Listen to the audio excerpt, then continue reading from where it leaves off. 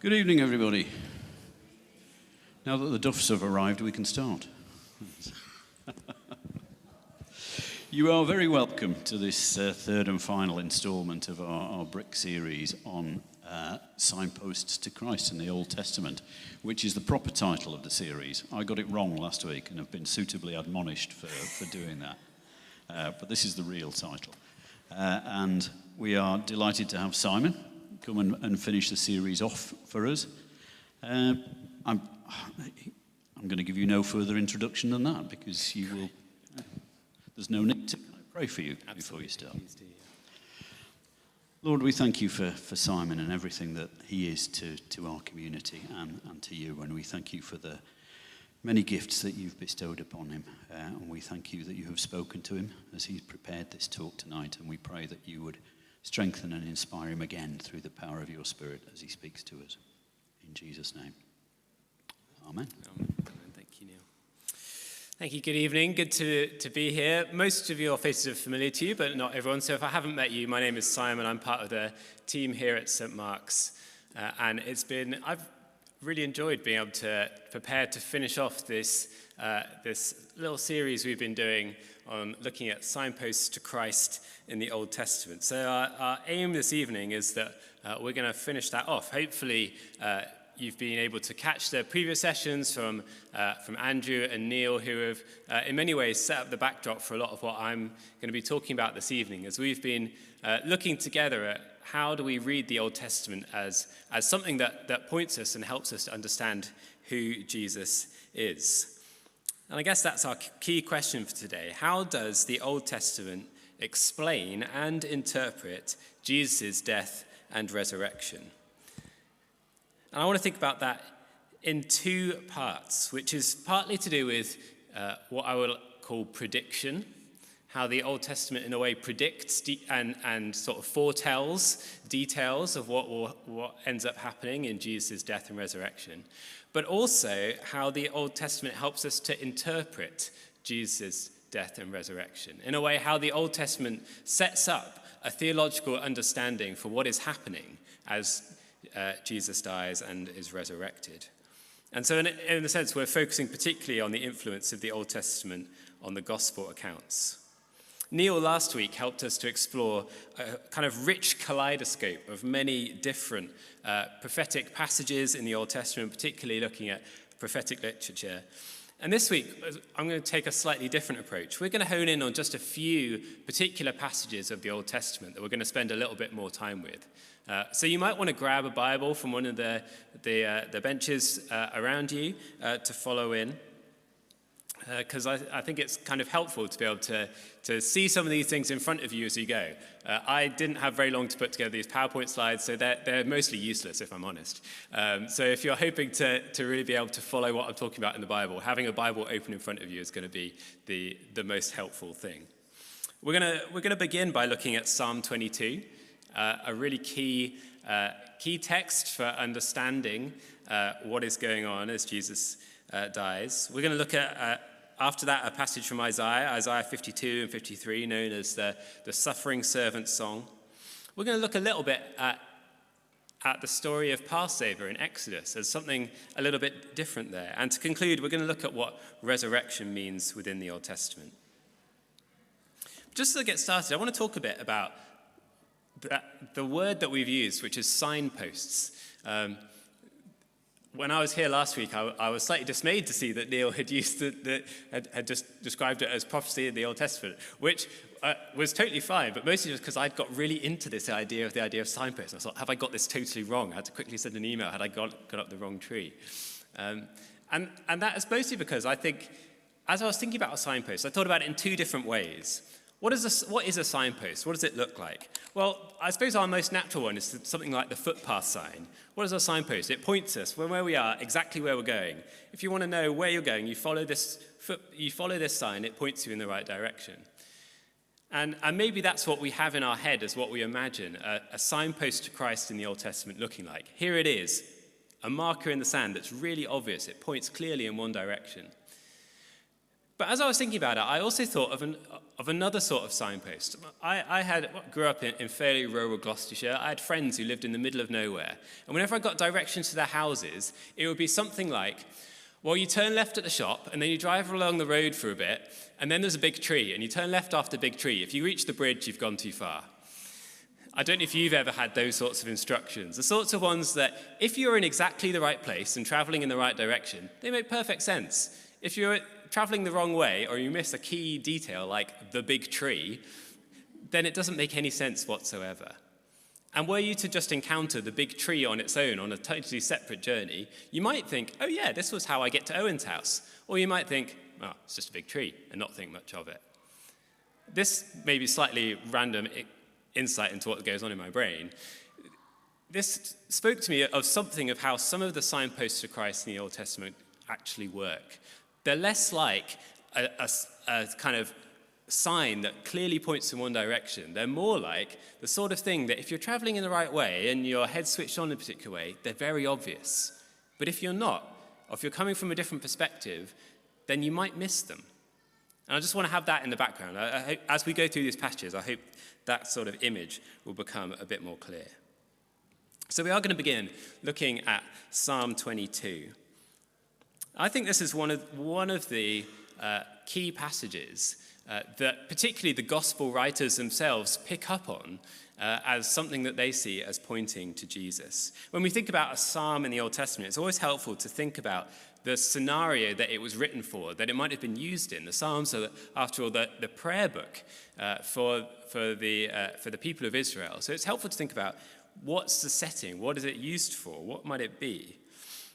This psalm, Psalm 22, in the worshipping life of ancient Israel would have been a psalm of lament, or at least in part. It gives a prayerful expression to an experience of suffering and pain. It's written in an individual voice. This is one person talking of their experience. It's not a kind of communal one. But that being the case, that doesn't rule it out being used communally.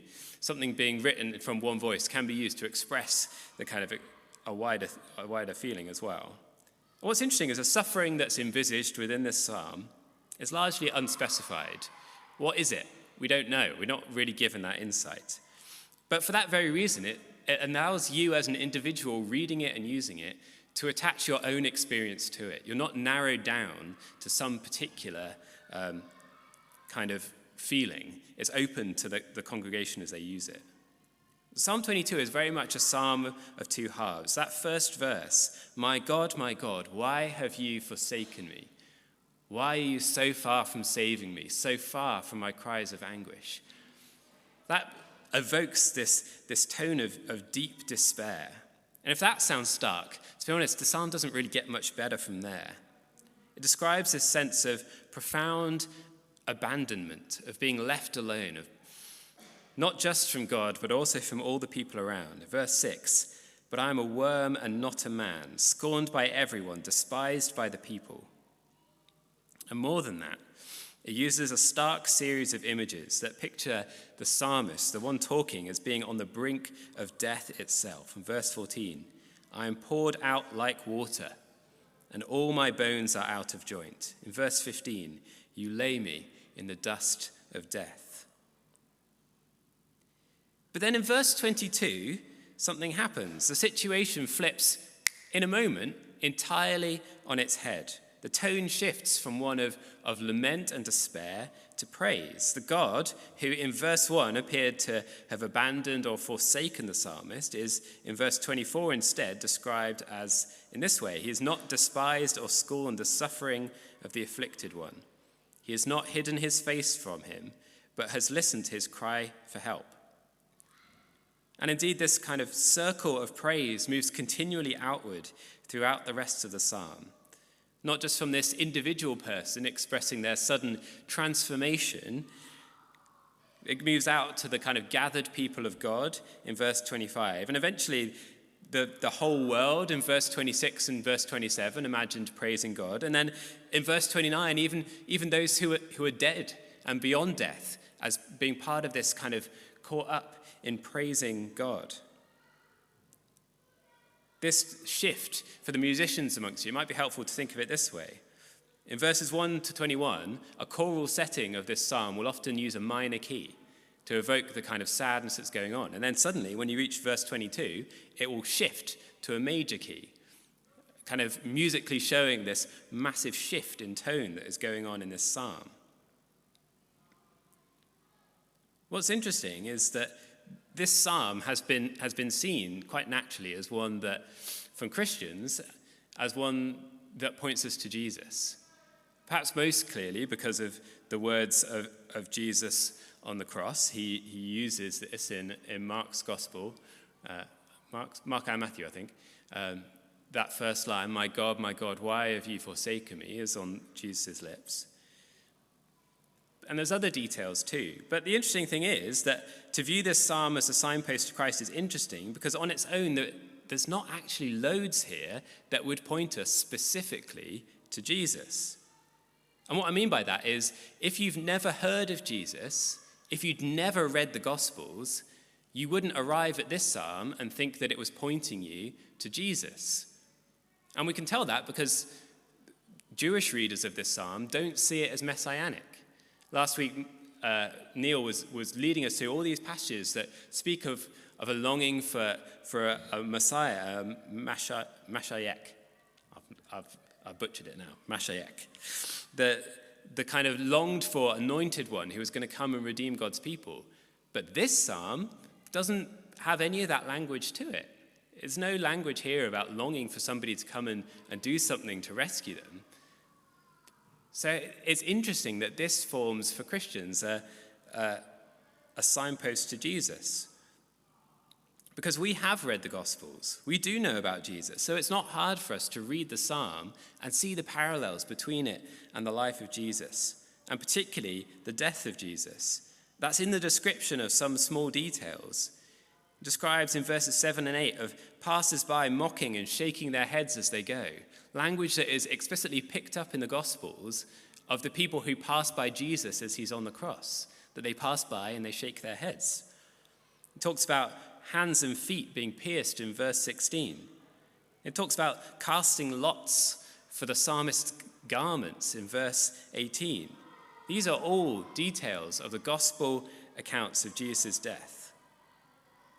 But I think what makes this psalm interesting is that it's more than being just predictive. These details aren't just ones that point us to things that will happen when Jesus dies. I think when Jesus himself quotes this first line on the cross, I'm really competing here with whatever's going on upstairs. When Jesus himself quotes this first line on the cross, my God, why have you forsaken me?" He's placing his own experience within the experience that's described by the psalmist. He's saying, my suffering feels like this. His suffering is more than just physical, that there's separation from God as a core aspect of what Jesus is feeling, that he identifies with this psalmist and calls his own.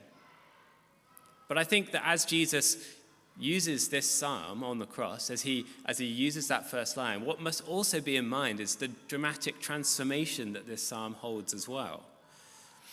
This psalm encompasses suffering and salvation together, perhaps uniquely amongst all the psalms that we find. And for that very reason, it's not hard for us to see it as one that points us to Jesus. As one writer, James Luther Mays, puts it, to hear or read this psalm is to be confronted with a testimony that comprehends the absence and action of God in a configuration of affliction unto death and salvation to life. That's wrapped up in this psalm, this absence and action of God that holds both affliction and salvation. And this is what happens in and through Jesus. In other words, this psalm expresses both extreme suffering and effusive praise, with a dramatic twist between the two. And so as a signpost to Jesus, it enriches our appreciation, not only for these kind of small details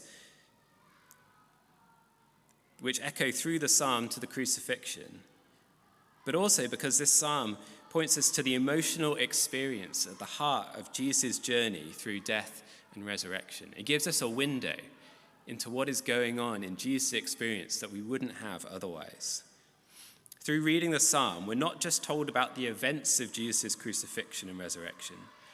We're given an insight into the heart of its emotional dynamic in both suffering and salvation. It's an interesting sort of signpost that we're given. Isaiah 53 is the next signpost that we're going to look at. More precisely, it's Isaiah 52 verse 13 to 53 verse 12. But I'm really lazy, so I'm going to call it Isaiah 53 all the way through, because who has time for being more precise, apparently. Isaiah has a number of passages which describe a figure known as God's servant, which have come to be known as the servant songs. Neil made reference to one of these last week. The first of these, Isaiah 42. This one, further on in Isaiah, is the last of them. These passages are known as servant songs, although it's a bit of a funny name for it, because there's no evidence they were ever particularly sung, more like they're pieces of poetry, I suppose. And they're a running motif throughout Isaiah, particularly the sort of second part of Isaiah from chapter 40 onwards. Isaiah was addressing the people of Israel around the time of their exile into Babylon, with chapters 1 to 39 preceding the exile, chapter 40 onwards addressing the people after the exile. With that in mind, it's helpful to think of it as being written to comfort a people who felt as though they'd lost everything, but also to challenge a people living in a different culture to hold fast to their God who had not given up on them. And these servant songs are a key part of understanding Isaiah's message to the people of his day. So how then are we to interpret this servant? Who are we to understand the servant that is given to us in this passage? How are we to understand who they are?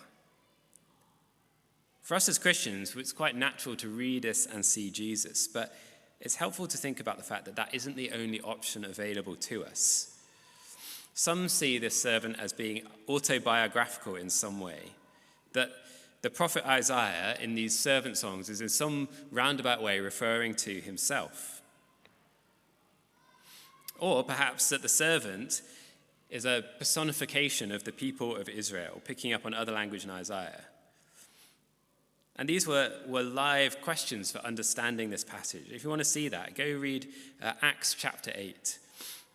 That's the passage where Philip is running alongside a chariot and overhears an Ethiopian eunuch talking about reading aloud this very passage. And Philip has a sort of conversation through the window with him as they're traveling about how does he read this? How does he understand it? And the eunuch is like, well, who is this servant? How is this the prophet? Is this someone else? And this was clearly a question for readers of Jesus' day as to who this person was. And I guess the key issue for us to kind of understand here is that the text is underdetermined. Let me explain what I mean. The Bible isn't really very much like a recipe or like an instruction manual. If you're reading something like those, it's really important that the language is very, very precise. If I'm going to drill a hole in my wall, I want somebody to tell me exactly how I'm meant to drill it in the right way so that I don't get it wrong. If I'm making a recipe, I want somebody to give me instructions that are going to be pretty precise as to how to make something in order for that to be useful. Those sorts of things that we read need to be precise in their details for them to work. When I started cooking, I remember my mum, I was making a white sauce with my mum, and she would give me instructions like, you need some flour. How much flour? Some. That's not helpful. But that is actually in some ways closer to the sort of language that we get in the Bible. The Bible isn't often that interested in being extremely precise. Now, sometimes that's really frustrating. Sometimes you wish that it would just be like, here it is, ... That's not the sort of text we've been given. We've been given stories and poetry. And yes, some law, but law that is certainly open to interpretation and reading. It's underdetermined. It's not trying to give us the maximum level of information that we need. That's what makes it so interesting to read. That's what makes it a text that draws us in continually, because it asks and demands something of us as we come to it. But that very same feature means that as different people read the same thing, we can come to slightly different conclusions. That doesn't mean the Bible can mean anything we want it to, because it has words. It has words that do have some limits on their meanings. It will put a limit on what kind of meaning we can find from it. But it does mean that there can be a surplus of meanings that come from one particular passage. It means it's not limited in that way. And like I said, this is what means that we can have a practice like the Church of England has of having a lectionary, of returning to the same passages year on year on year, and expecting that God will continue to speak to us in different ways, because there is a multitude of things going on here that the Holy Spirit can lead us into.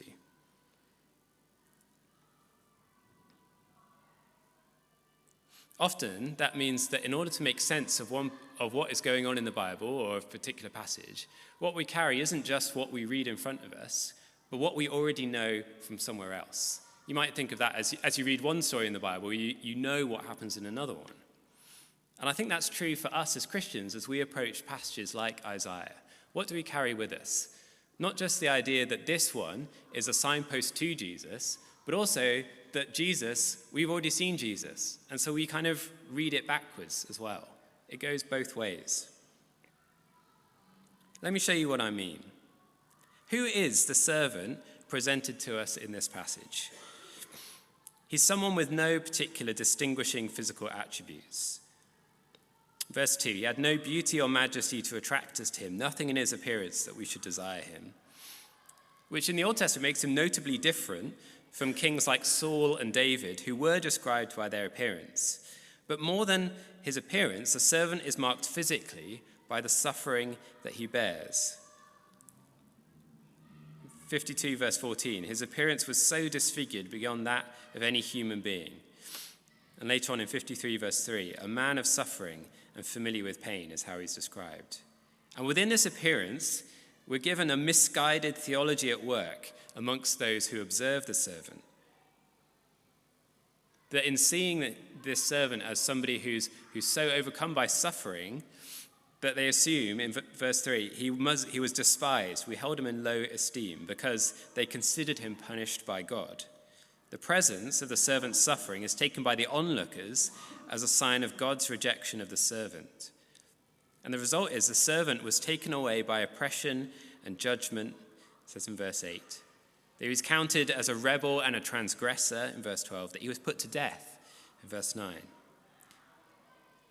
But the kind of first appearance of the servant and his life is deceptive, because at root the servant had done nothing wrong. In fact, wrongdoing was done to him. In verse 7 it says, he was oppressed and afflicted, yet he did not open his mouth. In verse 9, he'd done no violence, nor was any deceit in his mouth. The end result of this is that the servant's suffering and death reveals the wrongdoing not of the servant, but of the onlookers who do not intervene. In verse 6, we all like sheep have gone astray. Each of us has turned to our own way. As writer John Goldingay puts it, one look at the servant makes it clear that they are the sinners, not he. But in fact, the language goes further than just this. The death of the servant is in some way a substitutive one. What does that mean? It means the servant's death is intended to take the place of another who ought to die. And it's worth paying attention to the pronouns throughout the section from verse 5 particularly, because this is how the Hebrew places emphasis. He was pierced for our transgressions. He was crushed for our iniquities. There's quite an explicit comparison made here to something like Levitical sacrifice of an animal dying for the sin of a human. The Lord makes his life an offering for sin in verse 10. That's deeply uncomfortable language, actually, for a Hebrew worldview. That is very clear that human sacrifice is an absolute no-no. Although there is actually, interestingly, precedent within the Hebrew scriptures for one person to offer themselves in behalf of many. It's Moses.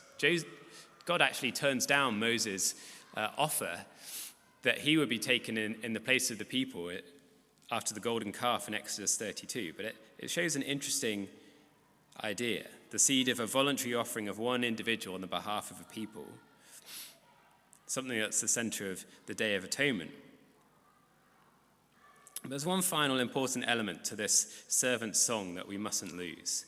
It's that the servant's story doesn't end in his death among the rebels. Throughout this, there are clues that death is not the end. From beginning in chapter 52, verse 13, he will be raised and lifted up and highly exalted.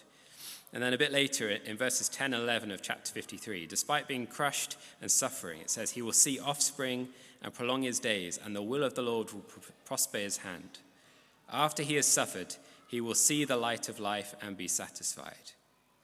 The end of the servant is not death, but life. And we find here a hint of resurrection, although not said explicitly. I'll return to that later.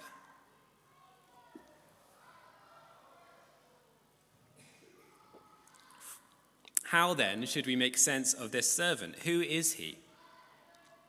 Option one would be that the servant is in some way the prophet describing himself, or perhaps some other contemporary individual, which is what the Ethiopian eunuch in Acts 8 raises. But we don't really have anything to ground that in. We don't have any experience of Isaiah that we're given to make us think that that is a particularly compelling line of thought.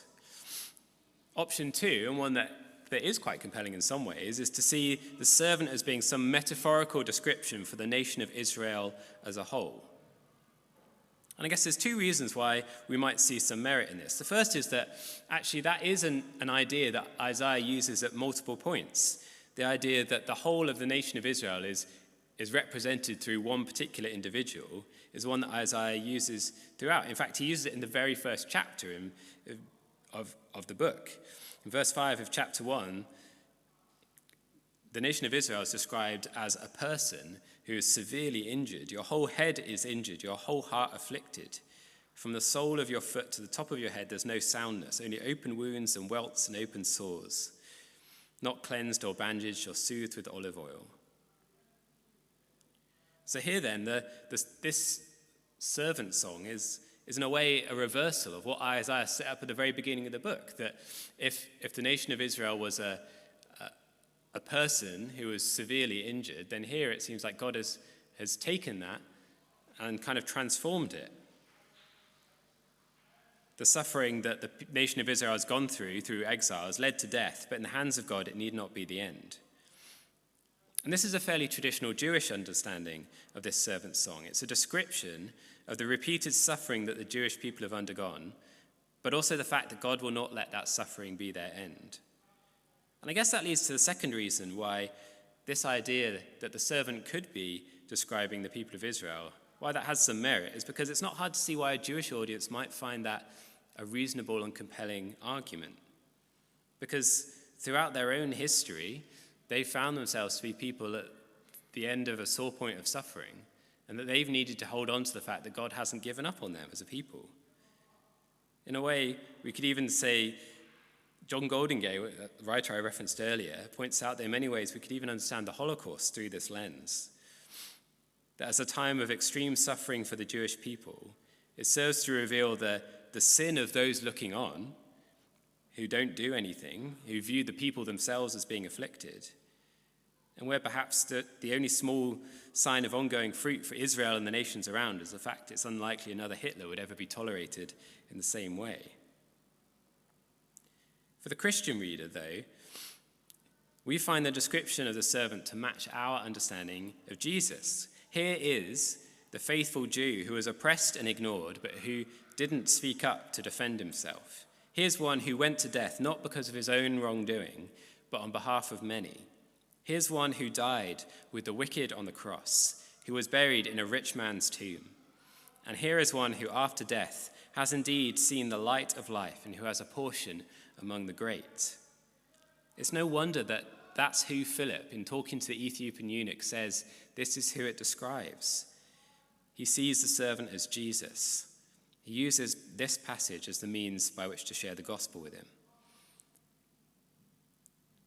And so we find here again that kind of funny sense of how this functions as a signpost. If we're traveling in the right direction, it's really obvious. It points us to Jesus. If we're on a different road or coming with something else in mind, we might think something else. And that's not anybody's fault in a way. It's just kind of wrapped up in what's going on here. We find details of Jesus' life, death, and resurrection foretold here. But again, we more significantly find also a theological understanding of the significance of those events. It's a passage like this one that lays the groundwork for understanding the death of Jesus as one of substitutionary atonement, which is a fancy way of saying that Jesus' death was a substitute for ours, by which we are brought into peace with God and our sins are dealt with. This is a significant signpost to Jesus, to understanding his death and his resurrection. Let me move on to a third signpost, but quite a different one in some ways. This third one is to look at the story of Passover, particularly as part of the Exodus narrative. And I guess this one is slightly different to the other two, because what I'm talking about here is less strictly determined in one single passage. It's looking more at kind of the flow of the story that we find here. And it's an example of what we call typology. Typology is one of those fancy theological words that I'm not really quite sure I know exactly how to describe, or if don't push me too hard on exactly what it means. But I guess one way of thinking about it would be that to understand the Bible as a series of stories that kind of repeat themselves, and they come in types. That's where the typology comes from. They come in particular types. Let me give you an example. If you read through the book of Genesis and Exodus, again and again you'll find somebody meets their spouse at a well. I don't know if you ever read that and thought, why on earth what's going on? Is this just sort of like ancient world Tinder or something, where everybody, this is where they're all hanging out? And we can think it happens in Isaac's story, in Jacob's story, it happens in Moses' story. And you might think of that as a meeting at a well, as a kind of type of encounter that repeats again and again. And our understanding is deepened as we consider these repetitions together, because they're similar but sometimes slightly different. And in the slight differences, we think the writers are trying to point us to something. I like to think of it in this way, that it's like the story rhymes. If we think about how that means, it's not in the sense of like an English rhyme, that the sounds of words are similar, but almost like the sounds of the stories are similar. They go in similar ways. They function in similar ways. It's a narrative rhyme. The same sorts of stories happen again and again. And these small variations are used to bring out something significant. So let me introduce you to this idea, I guess, that the story of Exodus, and Passover in particular, is a story that rhymes with the story of Jesus. And there's details there that echo through, that help us to understand what is going on. Let me give you a quick recap for the story of Exodus. You might want to have in the back of your mind the film The Prince of Egypt, maybe with some asterisks at various points. After the events of Joseph, of Technicolor Dreamcoat fame, the people of Israel find themselves living in Egypt, and hundreds of years pass, and what was a large family grows into a large group of tribes and clans. And the pharaohs, the rulers of Egypt, initially benevolent towards these people living within their borders, have a change of heart. They see them as a threat in some way. And the Israelites end up as slaves for the Egyptians. 100 years pass, and a Hebrew child called Moses is raised in the royal household, but ends up fleeing into the wilderness. And at the end of Exodus 2, we have this amazing line that I don't really need to read, but it's one of my favorite lines. Let me read it from the ESV. It says, God heard their groaning, that's the people of Israel. And God remembered his covenant with Abraham, Isaac, and Jacob. God saw the people of Israel, and God knew. And that's it. God knew. It's so wonderfully enigmatic. Yeah. It's at this point that God reveals himself to Moses. He proclaims that he has not forgotten about his people. He's going to bring them out of Egypt and into a land flowing with milk and honey. And this sets up a conflict between what appears to be Moses and Pharaoh, but it's really between God and the divine forces at work in Egypt, really, that play out through a succession of plagues. And more than strange events, they're a demonstration of how God's power is greater than any other power. The gods of Egypt have no power compared to the power of the God of Israel. And this culminates quite dramatically in the death of the firstborn in Egypt. And the Israelites are kept safe from this through the Passover. And the center of the Passover is a lamb whose blood is put on the sides and tops of the doorways of the houses. And it's the blood of the lamb that indicates where God's destructive plague will pass over so the Israelites will remain safe. And immediately following this, the Israelites are allowed to leave Egypt. Pharaoh changes his mind, chases them down. God parts the Red Sea. The Israelites walk through on dry land to safety, to be a new people.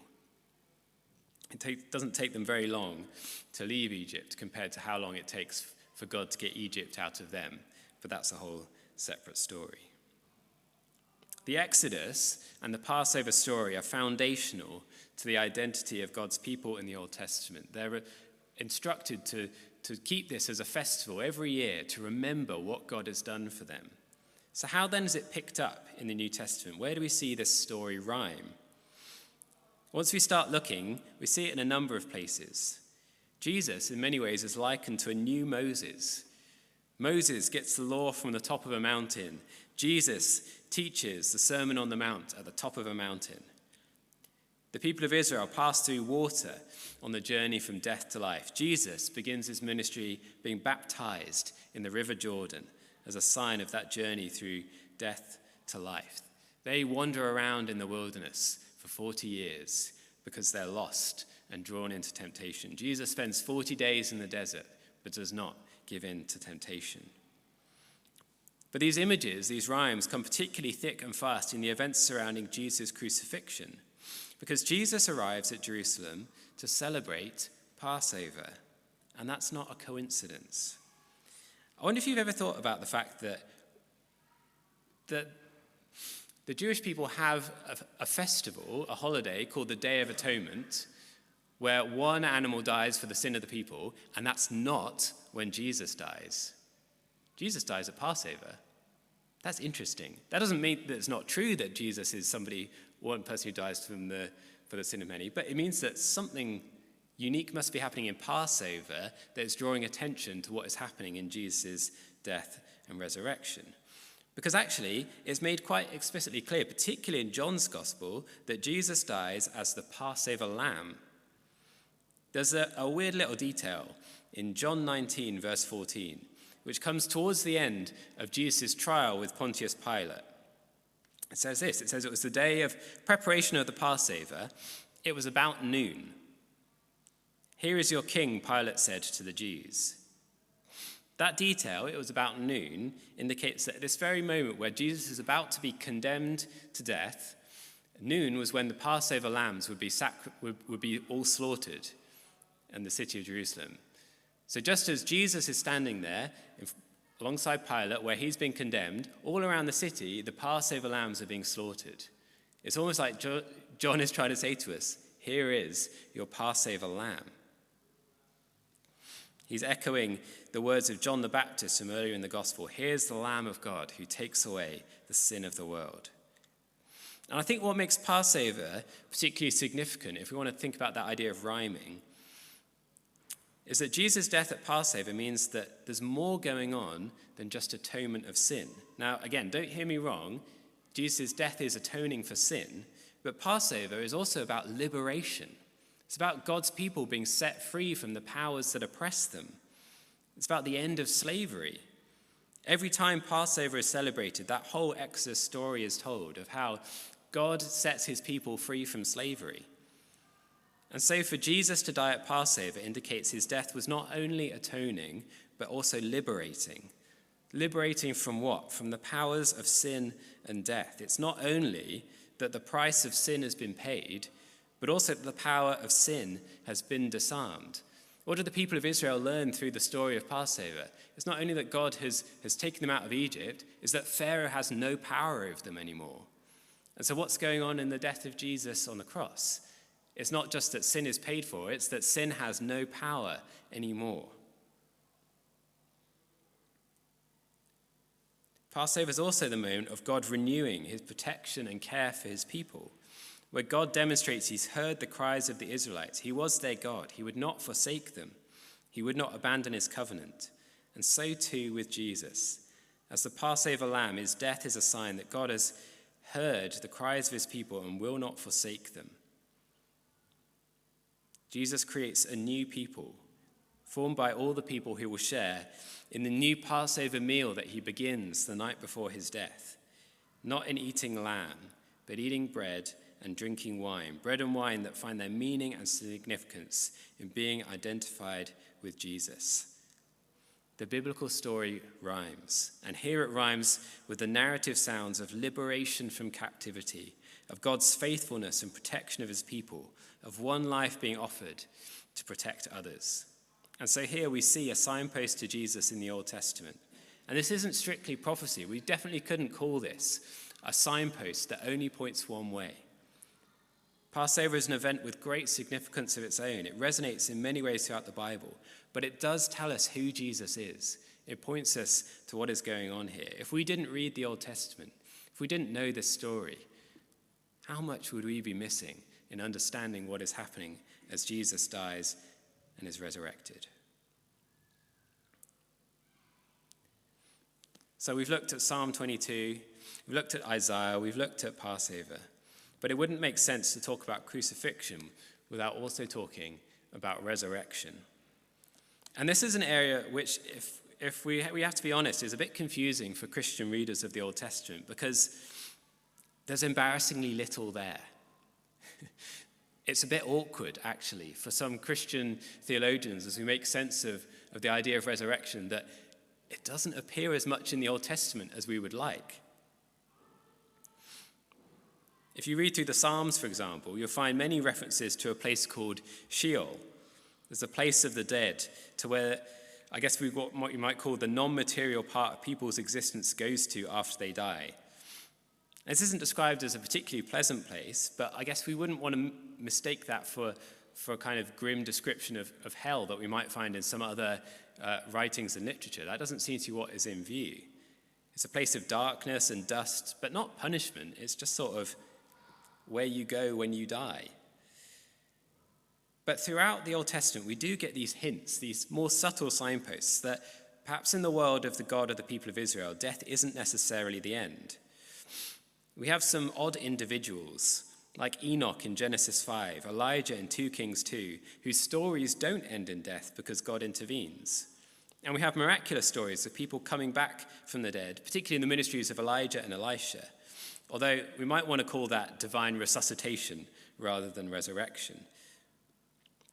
And there's a way in which Israel's return from exile is described as being a return to life from what was dead.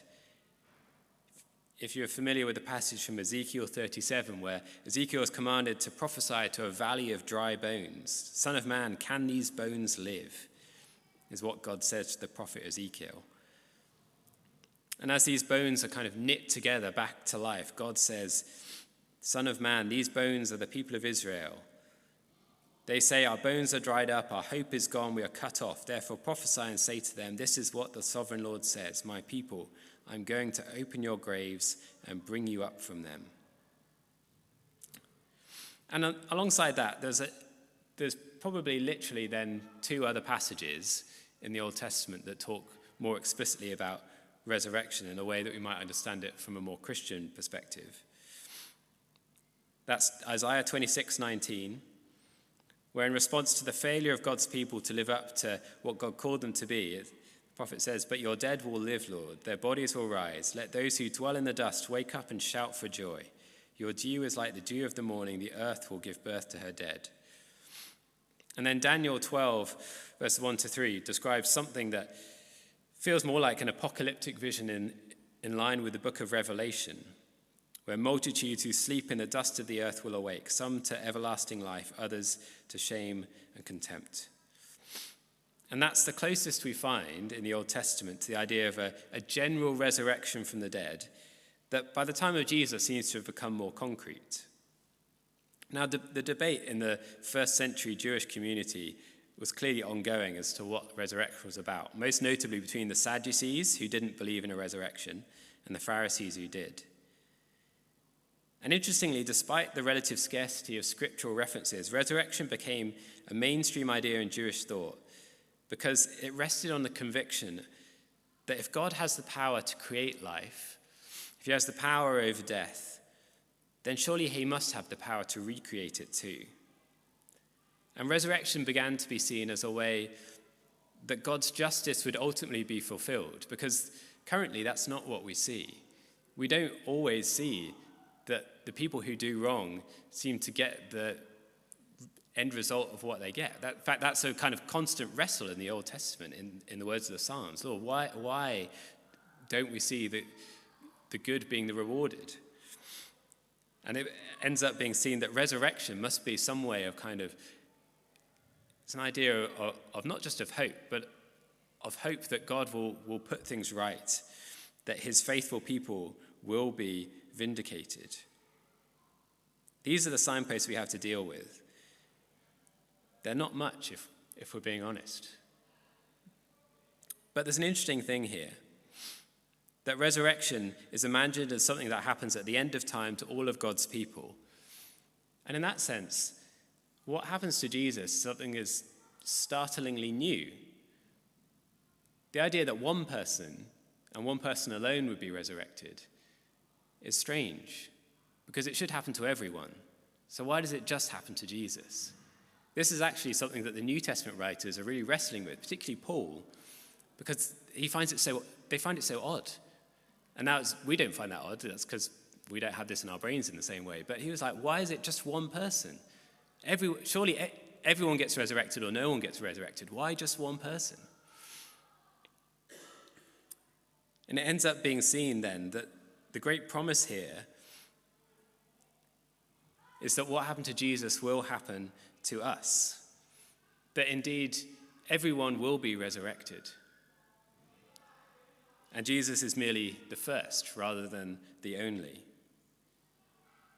If we follow the signpost, resurrection is promised to all who have been baptized into Jesus' transforming narrative of suffering to joy, to all who have been healed by the wounds of the suffering servant, to all who are incorporated into the people God is liberating from the power of sin. This might be unsatisfying in many ways. I'd like it that it was much more cleaner. And yet we're left with the reality of Jesus' resurrection as something that I guess is still transformative and changes the story of the people of God in a way that maybe they didn't expect. I want to end on what is sometimes a bit of a bugbear of mine. I find it hard when people say we don't need to read the Old Testament. And I know where that comes from. The Old Testament is really hard to read. It's hard to make sense of. It feels quite distant and remote to our current lives. And parts of it can be, at first reading, not just alien, but sometimes repulsive. I understand that.